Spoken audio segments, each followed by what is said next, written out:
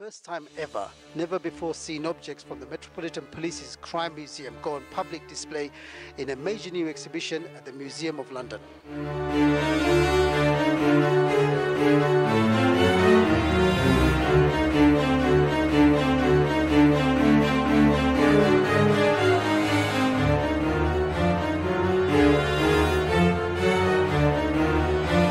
Establishment by serving officers in the mid-1870s, the Crime Museum has previously only been open to police professionals and invited guests.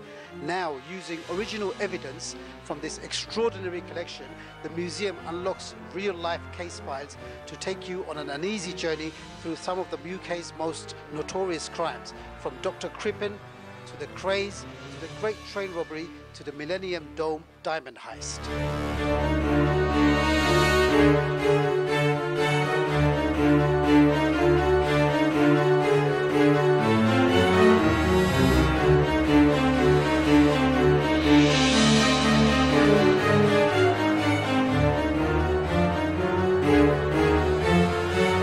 Created with the support of the Metropolitan Police Service and the Mayor's Office for Policing and Crime, the exhibition considers the changing nature of crime and advances in detection over the last 140 years, as well as the challenges faced in policing the capital, such as terrorism, drugs and rioting.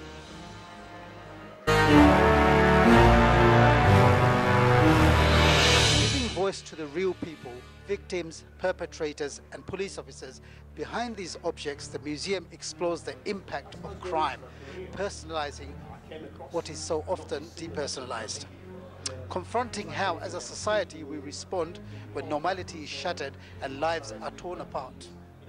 We're also forced to question our enduring fascination with this hidden collection and its stories. Hi Jackie, nice to meet you.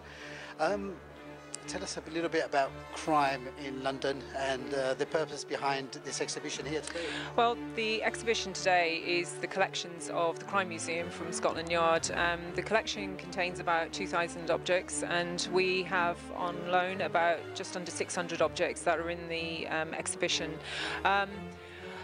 I suppose it's a good reflection of crime in London, but it's not an exhaustive one. It's very much highlighting the collection itself, which of course it isn't exhaustive. It isn't every crime that's happened in London, but it highlights some of the most important ones, and particularly ones that have advanced investigation or detection methods, and some of the cases that even led to things like changes in the law as well.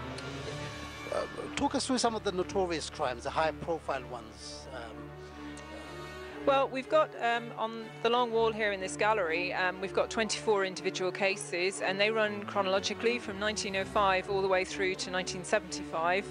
We stopped in 1975 because that was kind of about 100 years after the Crime Museum was first founded, and also we didn't feel it was appropriate to look in detail at cases that were more recent than that. Yeah, I guess people will recognise some of the famous cases, John Christie, Dr. Crippen, the Craze. There are objects here that were used in evidence in all of these investigations and in all of the court cases involved in them. But there's also cases that are probably less well known. So one, for example, would be the Stratton brothers, who were convicted of murder in 1905. And theirs was the first time that fingerprinting evidence was used to convict someone for murder in Britain. So it's a very educating experience. Are you expecting a wide range of people, older, younger, school children to visit? Yeah, I think it will appeal to lots of different people. You know, there is a huge fascination for true crime and crime generally out there. We have an advisory notice really for children, in that if you're under 16, we advise that you come with a parent or with a guardian, because we're dealing with quite serious subjects here. Obviously, murder, violence, but also things like abortion, terrorism. So they are quite serious, challenging subjects. Has it been a painstaking task putting everything here together? Absolutely. It's we've done it in just about a year, which actually sounds like a long time, but isn't that long a time to do an exhibition like this. And we've gone through a kind of roller coaster ride, I guess. It's a very emotional kind of subject, a very challenging subject, and we've had to make some very big decisions about what to put on display, what not to put on display, but the Metropolitan Police very much left it up to the Museum of London to make those decisions as to what we would display. And we also got independent advice about the ethics of it from the London Policing Ethics Panel, who are an independent panel who advised the Mayor's office. So yeah, we went through quite a journey to come here, but I think visitors, I hope visitors will get from it the real stories behind these crimes, and also all of the different individuals, you know, so many different people, real people who are involved in these stories.